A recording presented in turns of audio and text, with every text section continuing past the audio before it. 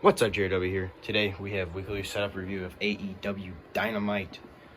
This show was pretty dang good.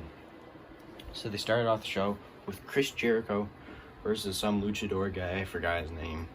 It was pretty much just to put Jericho over because Jericho's kind of like having this stuff going on with Don Callis and how he's Jericho says he's gonna change and be this new version of Jericho, the best version of Jericho ever. It was actually a really good match. They went back and forth. The guy almost won. And then Chris Jericho ended up beating him with the Walls of Jericho. After that, Don Callis came to his face, and rolled some old clips of Don Callis and Chris Jericho tag team a long time ago. And kind of just like having nostalgic like moments and trying to win Jericho over.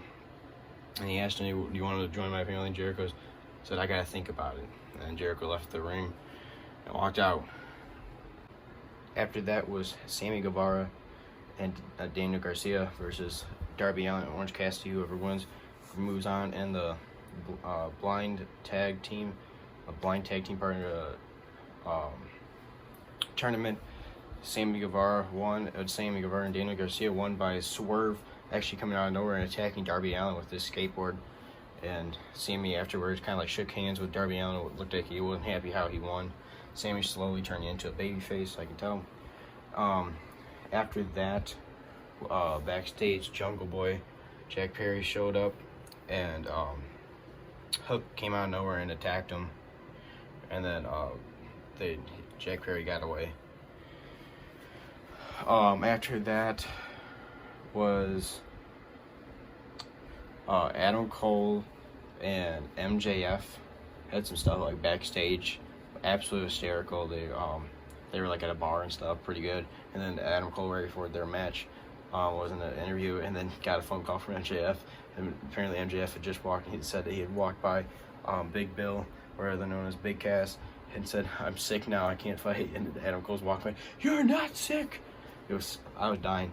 Just something simple like that. I was just dying laughing. Those two together are golden. They ended up having a really good match against Brian Cage and Big Bill. They ended up picking up the victory, and then of course having their promo afterwards, celebrating together. And Adam Cole was wearing "I'm better than you, baby" shirt, same thing with MJF. They almost got the double clothesline in. Overall, I love what they're doing with these two. There was a women's match with Owen Hart tournament. Could care less about that. Also, after that, backstage, Jake Hager confronted Jericho and said, "Are you really serious about this Don Callis thing?" And Jericho's like, "I'm not sure." And he goes, "If you're not going to be 100% with you, I've been with you since my beginning of career in AEW. I saved you 9 years ago, and somewhere I remember."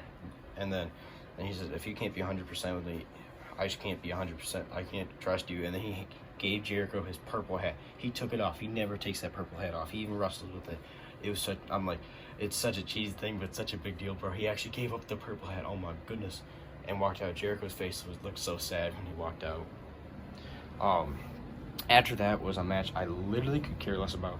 This guy was an 18-year-old, graduated high school. He's friends with Darby Allin, and AEW gave him a contract and an opportunity on Dynamite main event match. Literally the last match of the show. So stupid, but Swerve absolutely destroyed him. I know it's Xavier Woods figure, but I'm using him as a Swerve because there's no Swerve figure. But and also it's a Miz figure. But this guy is an absolute nobody, and Swerve beat the holy hell out of him. It's just, I think it's setting up stuff with Darby Allin, but I'm like, why would they give this 18-year-old a freaking contract? He's a nobody. He's a jobber. But whatever. Not the end of the world.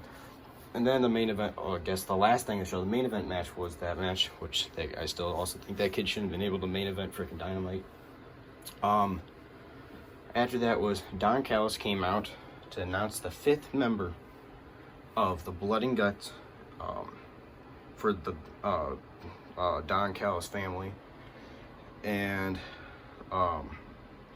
Kenny Omega came out, got to face Don Callis, and he got halfway down the ramp, went from behind somebody with a chair, and I totally could tell who it was. It was Pac, the bastard Pac, is the 5th member of the Don Callis family. They didn't know right away. He was just beating him up.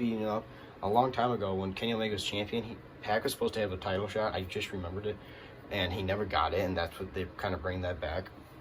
And afterwards, he said to Kenny Omega, "I've been waiting for this opportunity for a long time, and this is why I'm the 5th member." And then afterwards, the Elite came out, Young Bucks, Hangman.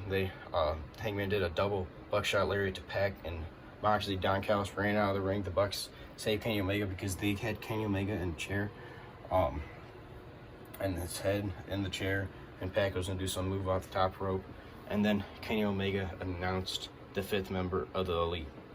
They had Kenny Omega pinned down. They put the mic to his face, and Kenny Omega said, "Check the screens." They played a video of the Elite and everything, and then they showed Kota Ibushi clips of him, and he's the 5th member of the Elite, or the Blackpool Combat Club versus the Elite on the Blood and Guts next week on Dynamite. Next week, can't wait for that. That'll be an awesome match, an awesome show.